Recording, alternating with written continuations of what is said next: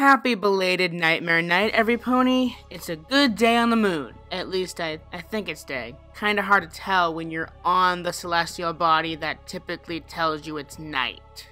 Calm down, text. I think I have a way back.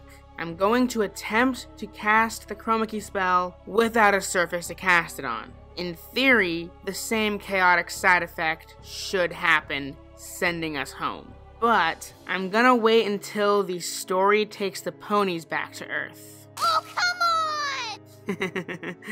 on! Cue spoiler alert. Spoiling the Nightmare Rarity Arc, My Little Pony comic. You've been warned, so if you still watch, you'll be spoiled soon. And at long last, we reach the final part of the Nightmare Rarity Arc! Now I can finally rest my royal Canterlot voice! By now you should probably already know who the writer and the artist are of this arc, so I'm gonna jump right into the story. I hope you don't mind. This part picks up with Luna leaving the moon, and feeling kind of weak for letting herself flee away while the others are getting captured. She then returns to Ponyville and tells her sister what happened on the moon. Back on the moon, Twilight manages to find faith and friendship again. And then this happens. It's not really explained exactly what's going on, but I get the feeling that this is going to be used later on. Meanwhile, Spike uses the camo moon slugs to sneak away again, which for some reason works a lot better than the last time he tried this. Convenient! He actually manages to get to the ponies in the dungeon and free them. Well, I mean, with help from Pinkie Pie, who somehow got the key in an earlier panel. They then use this newly discovered power of pure friendship on the guard to assist in their escape. Back in Ponyville, the battle is in full swing. This is the ultimate showdown of ultimate harmony. Ponies, dragons, and crusaders, as far as the eye can see. And during the course of the battle, Luna is struck down by Nightmare Rarity, and so she throws herself a pity party. But with the kindness shown to her by the residents of Ponyville, completely messing with the "we are terrified of Nightmare Moon" vibe from the beginning of Luna Eclipsed, she is able to forgive herself for her past transgressions. And congratulations, your series pilot Luna has evolved into Ethereal Main Luna. This would be where I would show a fan animation relating to what I just said. If I had one! And then the prodigal ponies return. Thus, that is our cue to return to Earth. Don't worry, I got this. Come on, I can do this. Come on, just focus the magic onto the space directly behind me. It doesn't have to be a surface there, just project it. Come on. Ouch.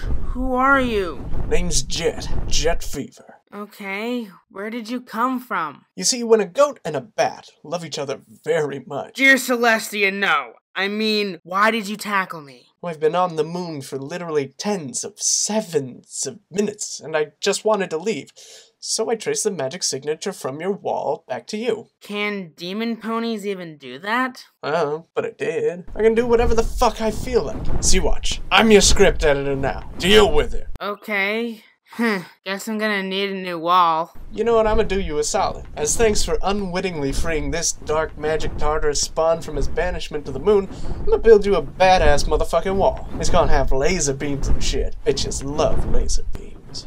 It's good to be home. But I should really get back to the review. And then the remaining 5, and Spike, managed to use the power of pure friendship to break the hold the Nightmare forces have on Rarity, returning her to her marshmallow-colored, fashionable self. So Luna parts ways with the reunited main 6, Spike and Celestia, to tend to her moon-dwelling subjects. The end. I would give this comic 5 Moon Castle dungeon keys out of 10. It was actually paced very well. I mean, the battle was actually a reasonable length. The only major issue I had with it is how they resolved it. It wasn't exactly a Deus Ex Machina because they showed it being discovered, they showed that it could be used to turn an evil person back to good, but it just didn't make sense. I mean, if they're gonna pull an ending out of their ass, they might as well have used the Elements of Harmony. Sure, that would mean a few extra panels showing them putting on the Elements of Harmony, maybe forcing the Element of Generosity onto Nightmare Rarity, and then using the power of friendship to break the Nightmare Force's hold. That way, on some level, it was grounded in the show's actual lore, not some bullshit. Because if all you needed was really strong friendship to break the hold that the Nightmare Forces has on some pony, why did Celestia have to banish her sister to the moon in the first place? What, were they just not close friends back then? Like I said, it makes no sense. As a whole, this arc scored a 35%.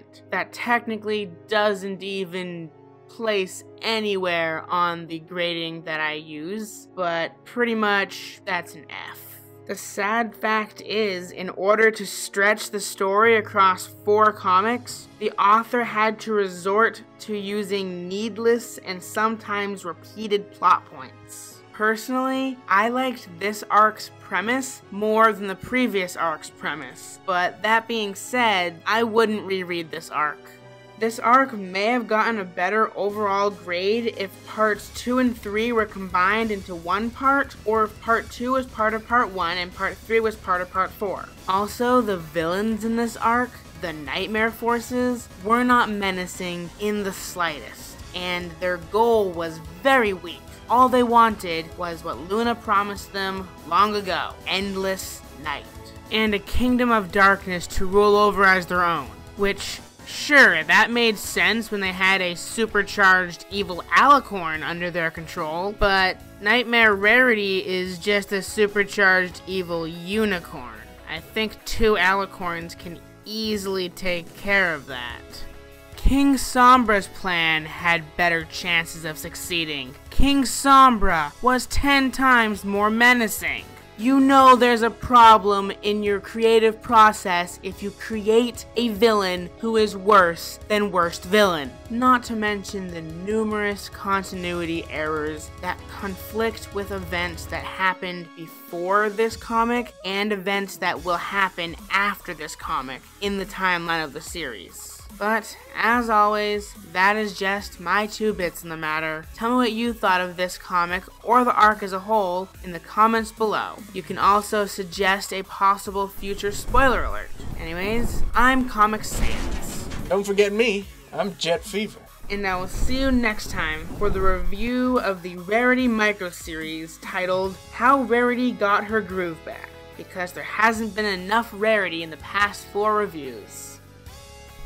Ouch! I thought you were joking about the lasers! I never joke about lasers.